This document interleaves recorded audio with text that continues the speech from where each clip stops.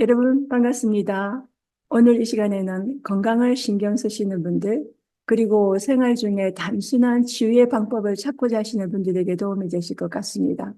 하나님의 치유는 정말 가까이 있다는 것을 강의를 통해서 배우시게 되겠습니다. 나의 몸에 부족한 이것, 이 강의를 하기 전에 먼저 지난주에 강의한 것에서 점진적인 식사 개선에 대해서 말씀을 드렸는데요. 그것을 한번 복습해 보도록 하겠습니다. 단백질 식품으로서 육류를 대체하는 것으로 콩류와 견과류와 씨앗류를 사용하였고요. 기름 대신에 견과류와 씨앗류, 네, 이 양질의 지방이죠. 이것을 갈아서 사용했고요. 저온에서 착즙한 올리브 기름은 천연 치료제로 사용하였습니다. 우유와 유제품을 완전히 끊고 두유와 콩 제품으로 대체를 하였습니다. 설탕 대신에 견과류, 말린 과일들, 그리고 효소가 풍부한 열대 과일을 사용하였고요. 생꿀을 조금 사용하였습니다. 많은 시간을 들여서 레시피를 봐가면서 먹음직스럽게 좀 더 맛있게 하기 위해서 굽고 찌고 삶고 볶아서 만든 그런 건강한 음식들이었어요. 그것을 제공했는데 제가 지나고 나니까 가능한 한 열을 가하지 않고 저온에서 조리하는 것을 그것이 더 건강적이라는 것을 알게 되었고요.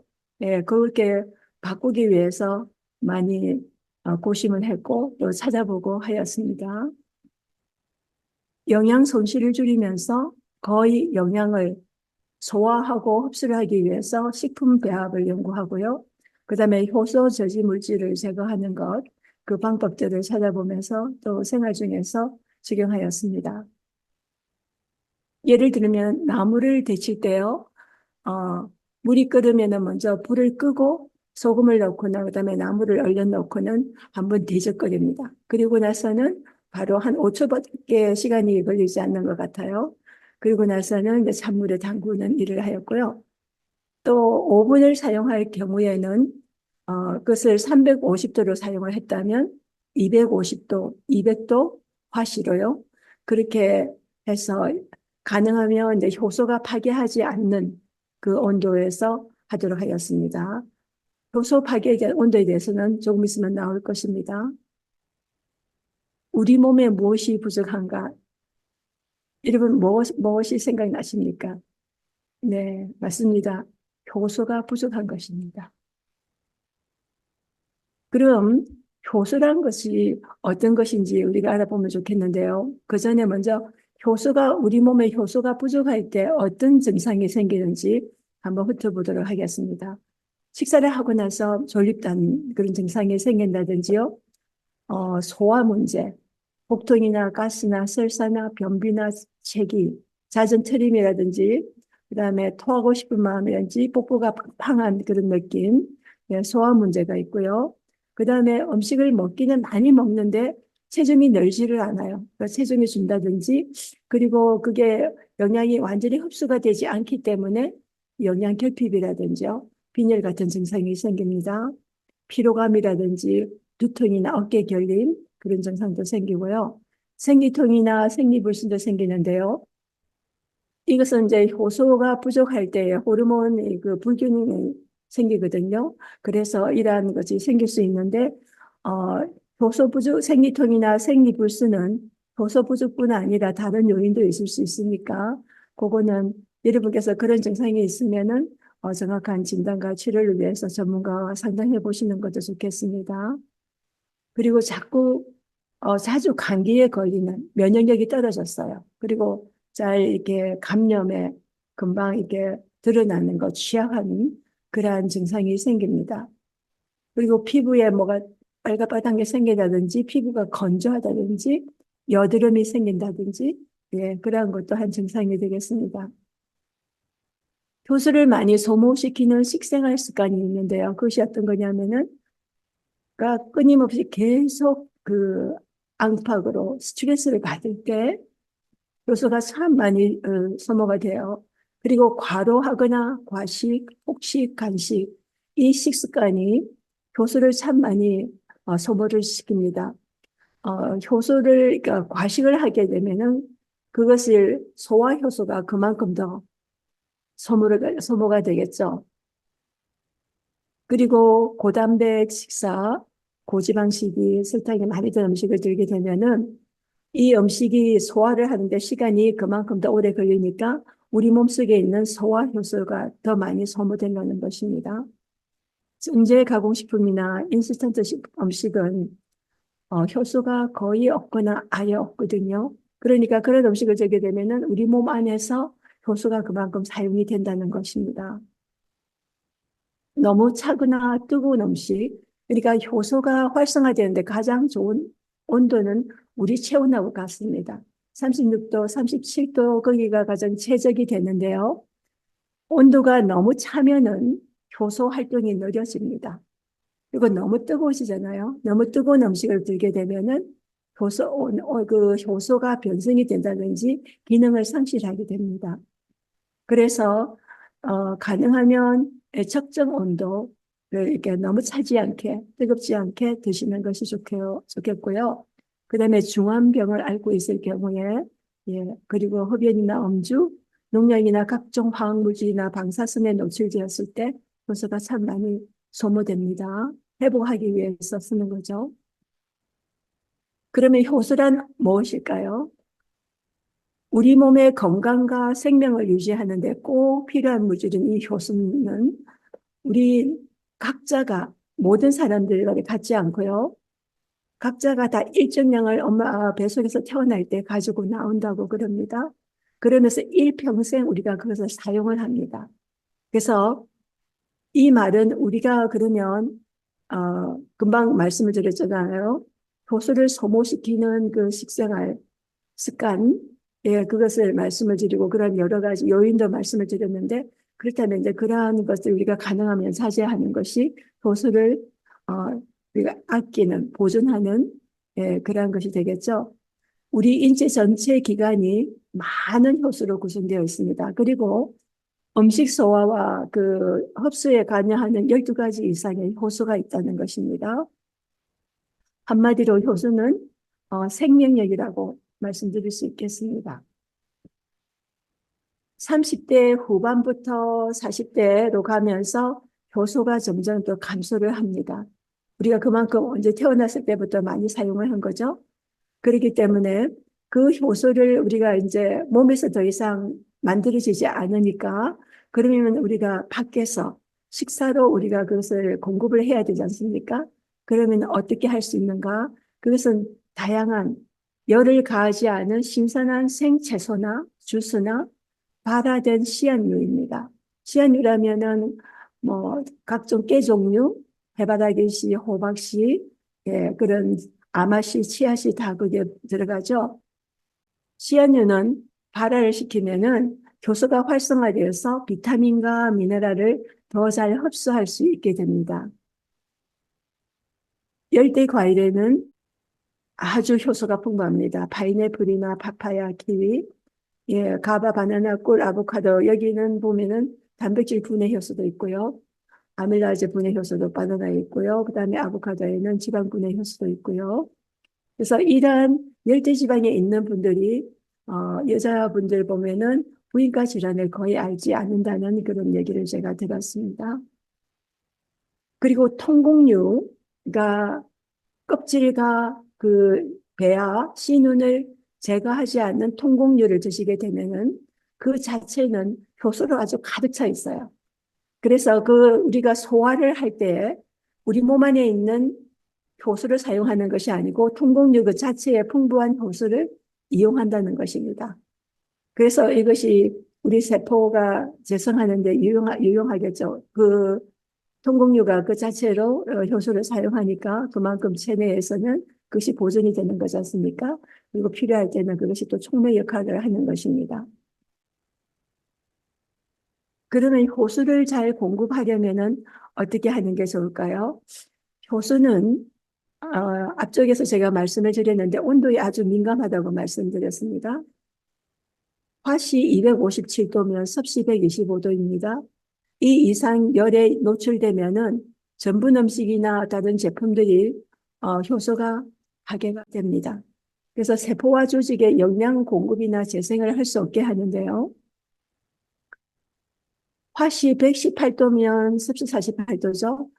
온도가 아주 민감합니다. 효소가 이때. 그래서 125도가 되면은 효소가 둔해진다고 그래요. 우리 몸이 나른해지는 것 같이 효소가 활성화되지 못하고 아주 느리게 된다는 거죠. 그래서 130도 이상 되면은 파괴가 되기 시작합니다.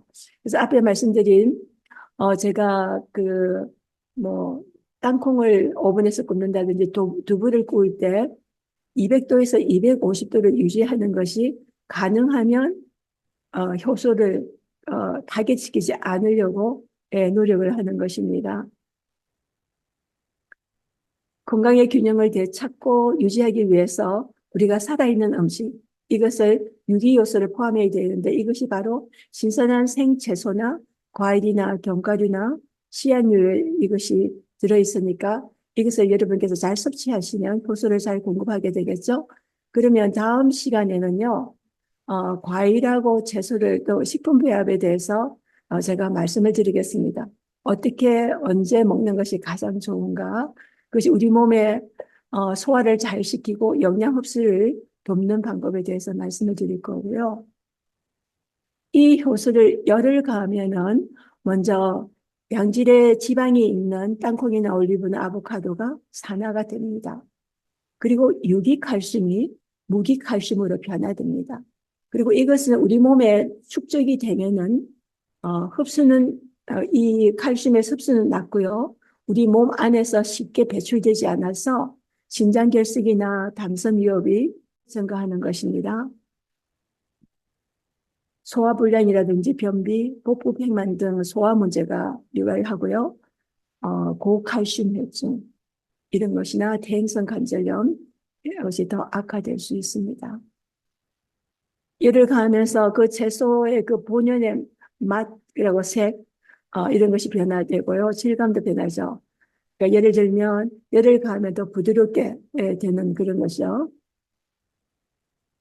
또 고온에서 굽거나 그러니까 여기서 고온은 화씨 400도 이상을 될 때요. 고온에서 굽거나 튀길 때에 발암 물질이 생성됩니다. 아크릴아마이드라는 것이요. 그래서 열을 가하면은 이 효소가 활동을 하지 못하게 되죠. 그래서 소화라든지 다른 생리적 기능에 영향을 별로 미치지 못하게 되는 것입니다. 그리고 특별히 또 이 열을 가하면은 우리가 먹고 있는 그 섬유질이 소화가 잘 되지 않아요. 그래서 이것이 장 안벽에 붙어 있어 가지고 이렇게 쌓여 있게 됩니다. 남아 있게 돼요. 코팅하는 것 같이. 그것이 쌓이면은 부패하거나 독소증을 유발해서 변비라든지 대장염, 개실염이 발생하기도 합니다. 그렇다면 열을 가하지 않은 생수 위주의 그 식단이 왜 좋은가 한번 보겠습니다. 채소와 과일에 있는 이 섬유질은 우리 장을 빗자루 같이 이렇게 깨끗이 청소하는 그런 역할을 합니다. 그리고 영양소를 보존을 합니다. 아, 특별히 열에 민감한 비타민이나 효소나 미네랄 이것을 유지하기 때문에 영양소를 보존하게 되는 거고요. 본래 함유된 소화 효소로 소화를 하는데 도와주기도 합니다. 이 보존된 효소가요. 그리고 비타민이나 미네랄, 식이섬유 효소가 우리 몸에 흡수되어서 체세포와 조직을 재생하고요. 면역 체계를 강화하고 신체의 전반적인 기능을 지원하는 일을 합니다. 황산화 물질이 체내의 그 활성산소를 감소시키죠. 그래서 면역력이 강화되고 노화를 방지하는 일을 합니다. 이 생식은 열량이 낮아요. 그리고 식이섬유가 풍부해서 포만감을 유지하기 때문에 자연스럽게 체중 관리를 하는데 아주 쉽게 됩니다. 그리고 생식 안에 있는 이 복합탄수화물 섬유질이 풍부하기 때문에 혈당을 안정화시키는 데 좋습니다. 천연 그대로의 맛과 풍미를 즐길 수 있습니다.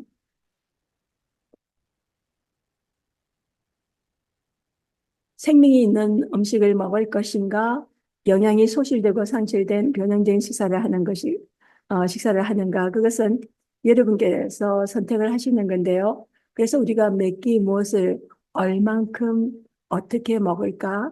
여러분이 조금 생각해 보시면서 그렇게 만약에 생식을 여러분이 선택을 하신다면은 그렇게 어렵지는 않을 거라고 생각합니다. 영양이 결핍된 세포를 보충하는 가장 안전하고 확실하며 신속한 방법이 여러분 아시겠죠? 이 그림을 보시면은 각종 채소들, 각종 아주 신선하고 먹음직스러운 과일들이 있습니다. 여기는 여러 필수 비타민과 미네랄, 식이섬유, 항산화 물질이 아주 풍부합니다. 그래서 이 신선한 생채소나 주스나 과일 이런 것을 익히지 않고 공급할 때 해독작용을 하고요. 피로 회복을 빨리 시킵니다. 그리고 에너지도 공급하면서 면역을 증진시키고 전반적인 건강을 유지하는 데 도움이 되겠습니다. 지난 시간에 그 당근 녹즙에 대해서 말씀을 드렸는데요. 우리가 제한된 시간 때문에 다 다루지 못하겠고 몇 가지 채소만 이것이 생거로 먹었을 경우에는 이 당근 같은 경우에는요. 시력 보호한다는 거 여러분 다 아시지 않습니까? 그리고 그러니까 심장 건강을 돕는 일을 하죠. 혈압을 감소시키고 콜레스테롤 수치를 조절하는 도움이 되고요. 이 식이섬유가 소화기 건강을 정진시키는 일을 합니다. 그리고 피부 건강도 개선을 해요. 여기는 비타민 C라든지 항산화제 이것이 많기 때문에 면역력도 강화됩니다. 그리고 유기규수를 저번에 말씀을 드렸는데요. 지난 시간에 유기규수는 아주 미량이지만 우리가 꾸준히 섭취하는 것이 상당히 중요한데요. 이것이 피부 건강뿐 아니라 모발, 손톱, 그리고 뼈와 관절 건강, 그리고 나아가서 항암작용 등 질병 예방에 도움이 된다고 하죠. 그러면 이 유기규수는 당근뿐 아니라 또 어떤 채소에 있을까요? 네, 뿌리 채소에 있습니다. 비트나 무, 고구마, 미국 고구마 얌도 있고요. 연근, 생강, 샐러리 뿌리나 파스닙이나 양파 등에 있습니다. 새싹 키우는 것에 대해서 말씀을 드렸는데요.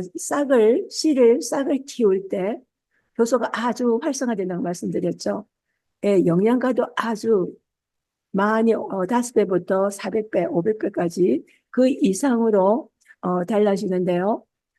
저는 주로 제가 이 새싹을 키워서 먹을 때 알파파만 이용을 하기도 하다가 그다음에 샐러드에는 브로콜리랑 클로버랑 무가 이렇게 같이 네 종류로 이렇게 해서 하는 게 있더라고요. 그래서 그걸 가지고 이용을 하는데 주로 샐러드에 상당히 많이 이용을 합니다.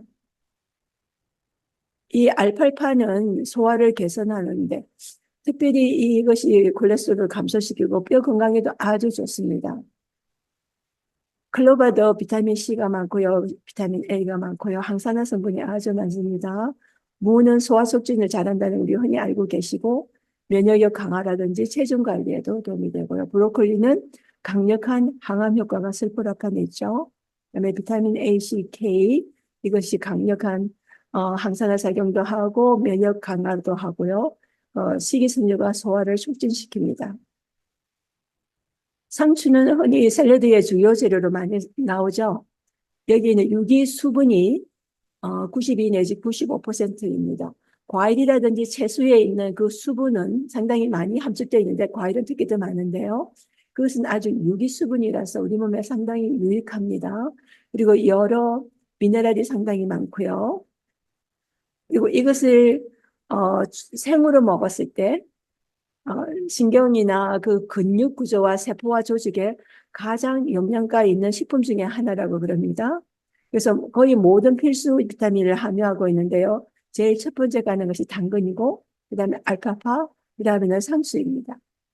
그리고 상추 바깥쪽이 가장 중요한 영양 요소가 있다는 거, 네, 그리고 신진대사를 자극하는 강력한 효과가 있습니다. 아스파라거스인데요. 아스파라거스를 생것으로 한번 들어보신 적이 있으신지요? 아스파라거스에는 항산화 작용을 합니다. 글루타티온이나 케르세틴, 그다음에 루테올린이라든지 이것이 세포 손상을 방지하고 노화 과정을 늦추는 일을 하고요. 섬유질로 인해서 소화를 촉진하고 변비 예방하는 거, 섬유질이 있어서 혈당을 조절합니다. 그다음에 항산화제, 항염증 성분이 염증을 감소하는 일을 하고요. 엽산과 그리고 비타민 K가 칼륨이 심장을 건강하게 하는 일을 하죠. 그리고 이 신장 건강을 돕는 것이 이것이 천연 이뇨제라는 것입니다. 근데 아스파라거스를 열을 가하게 되면요, 그 영향이 감소됩니다. 그리고 신장을 자극할 수 있다고 합니다. 그래서 여러분께서 한번 이것을 생것을 한번 드셔보시는 것도 재미있을 것 같습니다. 맛도 괜찮고요. 특이한 각 식품에 우리가 생거를 들게 되면은 각 식품의 다양한 맛과 색깔, 그것을 우리가 식감을 즐길 수 있게 됩니다. 갑상선을 문제가 계시는 분이라든지 갑상선종 예방에 돕는 것을 한 가지 나누고 싶은데요. 천연 칼륨이 가장 많은 것이 당근, 샐러리, 파슬리, 시금치를 7대 4대 2대 3으로 조합을 했을 때, 그리고 여기에다가 가루 해조 상추인데 이거는 파래 있죠. 파래를 말려서 가루로 판 것도 구할 수 있고요. 아니면 스피룰리나라고 있거든요. 그것을 한 4분의 1 티스푼만 해서 같이 드셔도 상당히 좋겠습니다. 여기 7대 4대 2대 3이라는 것은 7온스에다가 4온스, 2온스, 3온스, 그것을 무게를 말하는 것입니다. 그러면 현미, 월남쌈과 소스 세 종류에 대해서 원래 두 종류를 제가 하기로 했는데 여러분들하고 나누었습니다. 땅콩 소스입니다. 그 다음에는 생강 디핑 소스입니다. 이것은 특별히 견과류에 알러지가 있는 분들에게는 도움이 되실 것 같습니다. 그 다음에 캐슈 소스인데요. 캐슈를 가지고 다양하게 여러 방법으로 할 수 있습니다. 그래서 다음 주에는 그것에 대해서 여러분에게 같이 나누도록 하겠습니다. 오늘 나누는 현미 월남쌈은 여러분들이 간단한 건강식 별미로 많이 해 드시라고 생각하는데요. 소스만 있으면 간단한 식사로 남자분들도 만들 수 있는 쉽고 건강한 레시피라고 생각합니다. 드시가는 분들이 두부가 많이 들어가잖아요. 기름으로 굽지 않고 오븐에서 250도에서 30분 구웠습니다. 그리고 여기 있는 채소들은요, 제가 집에서 구할 수 있는 거, 텃밭에서 가져온 건데요. 현미, 라이스 페퍼 구하실 수 있잖아요. 월남쌈 만드는 거 여러분께서 너무 잘 하시잖아요. 그죠? 그럼 여기 있는 여러분께서 냉장고에 있는 소비하시고 싶은, 먹고 싶은 그런 채소를 하시는데요.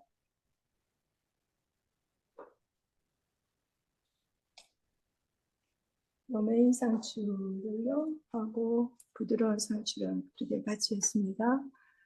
그리고 당근을 넣었어요. 당근은 다 채를 쳤습니다. 이거는 노란 호박입니다. 연두색 호박이고요. 그리고 두부를 넣겠습니다.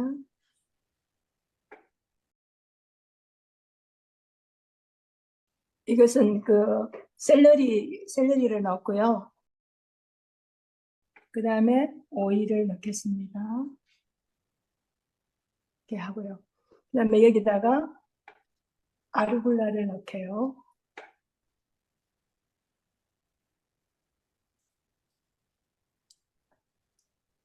그 다음에 아보카도.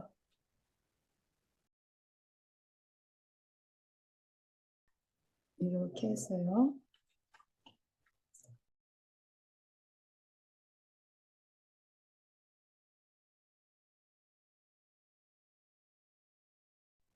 여러분께서 월남쌈 만드는 거는 사실은 너무 잘하시니까요. 이런 방법으로 이렇게 다양하게 이렇게 할 수 있다는 것입니다.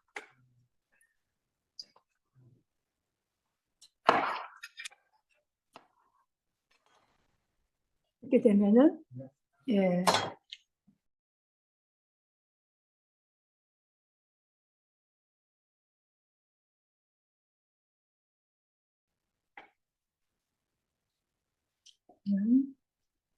여기에다가 이제 나기 시작해가지고 자그마한 케일이 아주 이뻐요. 네, 여기에다가 여러분 아스파라거스잖아요. 아스파라거스를 생으로 먹을 수 있습니다. 이렇게 두부랑 그다음에 당근이나 네, 네, 그리고 여기에 제가 그 네 가지 그 새싹 키운 거 있죠. 그것을 해보겠습니다. 그러니까 여러분께서는 이것은 가능하면 그러니까 채소를 이렇게 날 것으로 이렇게 해서 드는 거. 제가 열을 가한 거는 두부를 저온에서 구운 거 말고는 없거든요. 그러니까 이렇게 해서 드시면은 이 맛이 되게 깔끔해요. 근데 이제 여러분께서 이것을 드실 때 올리브랑 같이 이렇게 드실 수 있고요.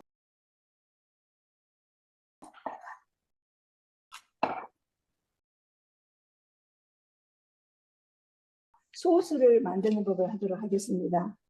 여러분 이것은 뭐냐면 제가 그 땅콩 버터를 만든 것인데요. 땅콩 버터를 하나, 제가 이렇게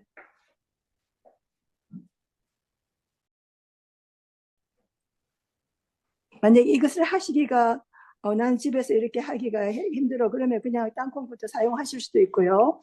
특별히 건강에 더 신경을 쓰시는 분 같은 경우에는 여기서 이렇게 하고 여기다가 아미노 간장을 넣겠습니다. 2테이블스푼이고요. 그 다음에 생강입니다.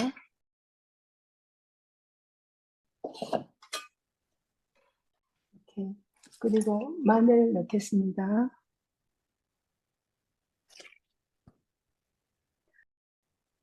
근데 단 거 대신에요. 제가 여기에다가 데이츠를 사용을 했는데요. 데이츠 있죠, 여러분. 메이플 시럽을 사용을 하실 수도 있지만 1테이블스푼 데이츠를 제가 물에다 담궜습니다. 데이츠를 하나나 두 개나 세 개를 하시는데 만약에 난 단 걸 원해 그러면 이것을 더 하셔도 좋고요. 특히 어린이나 노약자들께서는 원하시잖아요. 그리고 여기 불린 물도 넣으시면 좋겠습니다.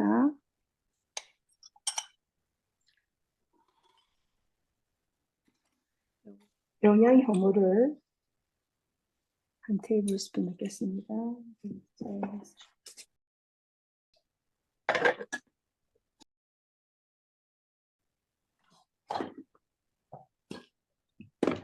요것만 하면은 간단합니다. 그냥.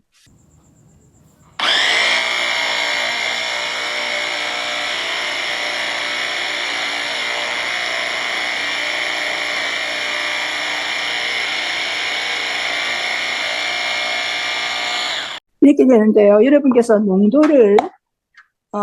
농도가 지금 이렇게 됐거든요. 그래서 나는 조금 더 이렇게 묽게 하고 싶어. 그러면 물을 한 컵을 넣으시거나 물을 한 테이블 스푼을 넣으시거나 아니면 물을 한 2테이블 스푼 정도 하고요. 올리브 기름을 넣으셔도 좋습니다. 이 농도는 여러분께서 채소를 이렇게 찍어 드실 경우는 약간 농도가 진하게 하시고요.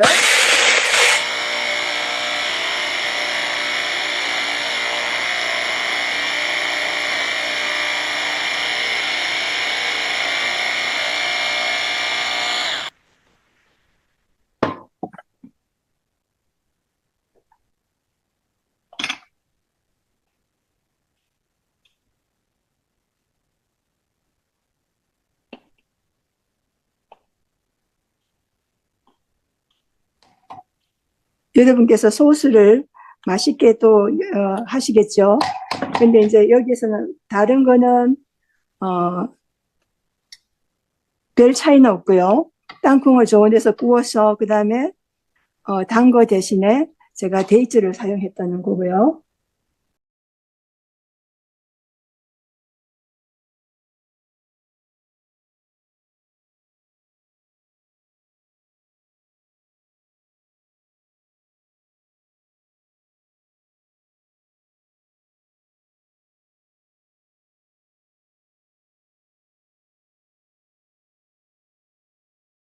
자, 이렇게 됐습니다.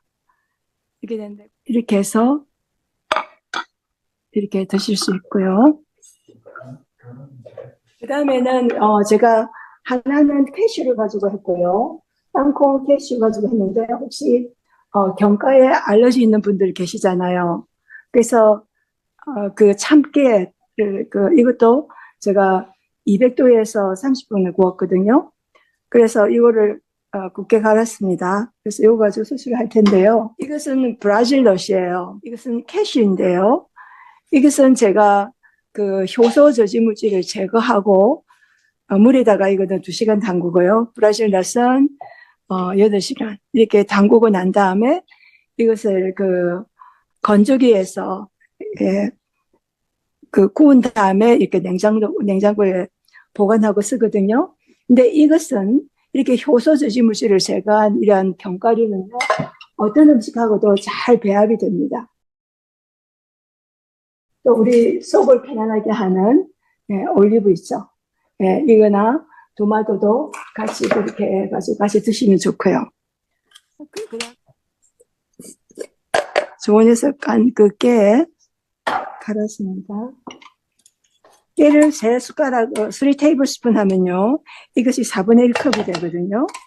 그래서 이렇게 깨를 이렇게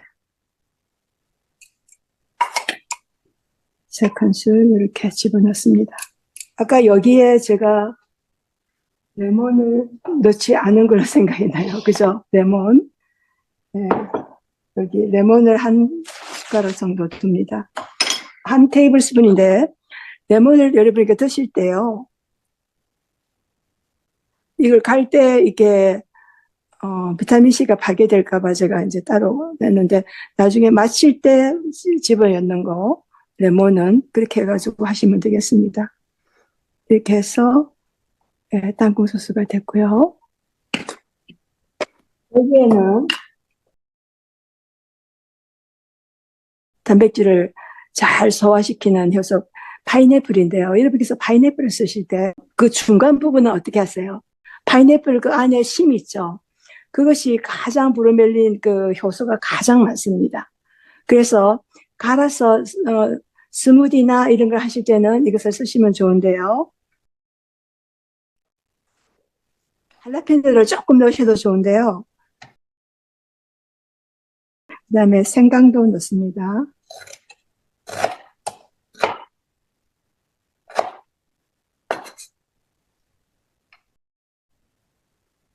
생강을 이렇게 강판에 갈아도 되는데 이렇게 열 때 같이 갈도록 하겠습니다. 마늘 넣고요. 생강도 2테이블스푼 넣겠습니다.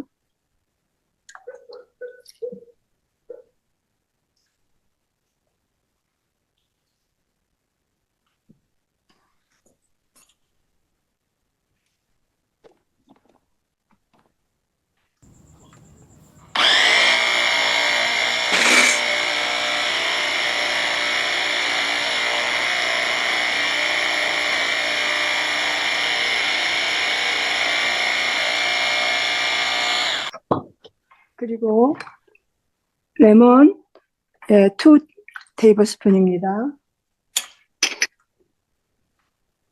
간이나 그 짜거나 시거나 단 거는 여러분께서 여러분의 식성에 맞춰서 하시면 되겠습니다.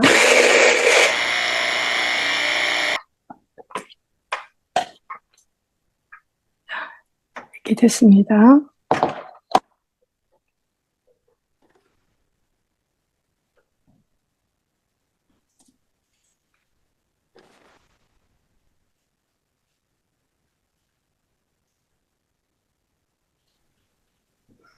이 깨에는 비타민 E가 아주 많죠. 그 양질의 지방이 아주 많잖아요. 다른 미네랄도 있고요 한데요. 이것을 샐러드로 특별히 그 견과류에 알러지가 있는 분들 이렇게 쓰시면 좋겠습니다. 농도는 여러분께서 원하시는 대로 묽게 하시려면은 조금 더 하셔도 되고 아니면 진하게 하시려면은 더 하셔도 좋고요.